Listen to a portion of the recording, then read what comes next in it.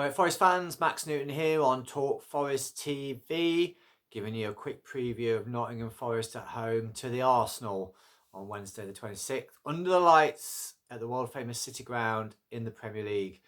We're in the middle of this difficult run of games, which we always knew would be difficult. Run of games against the four of the teams that have beaten us so far in the Premier League.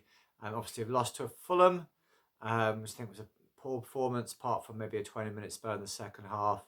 Lost to Newcastle with a disastrous 12-minute spell in the first half, but a really good comeback that really turned around what looked like it might be an absolute shellacking into actually a performance of real promise, of guts, and really good second half performance that where I think we were really unlucky not to come out of that with a point.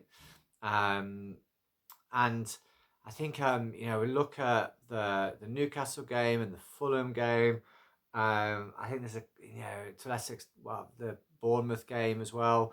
There's some few things that are standing out to me, and that's some players having a bit of a drop off in form.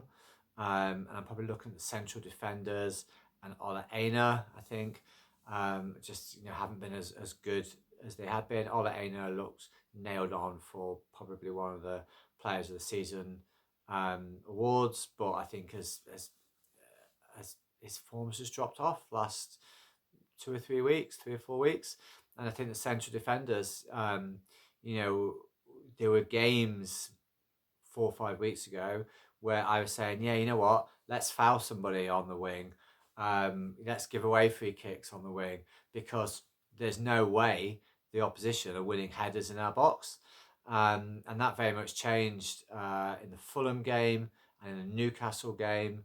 But I think the other thing is that, there's been a number of games where teams, particularly away from home, have just found it too easy to play through us. And I think we've maybe believed the hype a little bit that we can sit right back and just let teams have the ball and they won't score and we'll score. But I think against Bournemouth, Fulham to an extent, certainly first half against Newcastle, I think we were low block, whereas I think where we've had the success away from home under Nuno, we've played, we've had a defensive block, but it's been in the middle of the pitch, or even up top. Chris Wood, great at blocking off angles, but also that midfield has meant that teams had to work really, really hard to get to the edge of our box. Whereas I think Bournemouth, Fulham, Newcastle games, teams got to the edge of our box too quickly. And I think in the Fulham game and the Newcastle game, it was crying out for Ryan Yates in that midfield. Because I think the midfield two of Anderson and Dominguez just isn't breaking up play enough and is missing that physicality of Ryan Yates.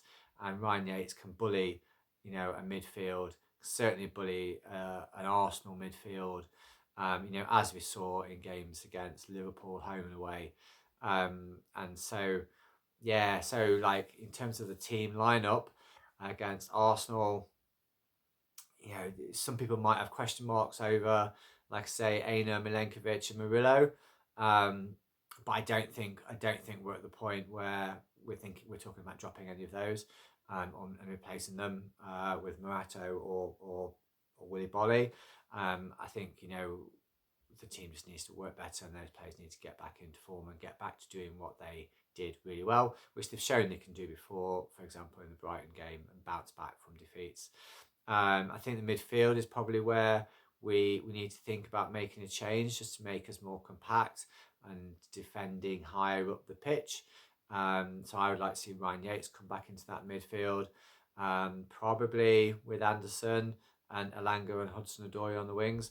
But maybe, if we're against sides that we think have pacey wingers and pacey wide men, we might see some games where Anderson or Dominguez play on one side of midfield and we narrow it, and we only see one of Elanga or Hudson-Odoi in the side. But I don't think we'll do that at home. I think at home we play Elanga and Hudson-Odoi.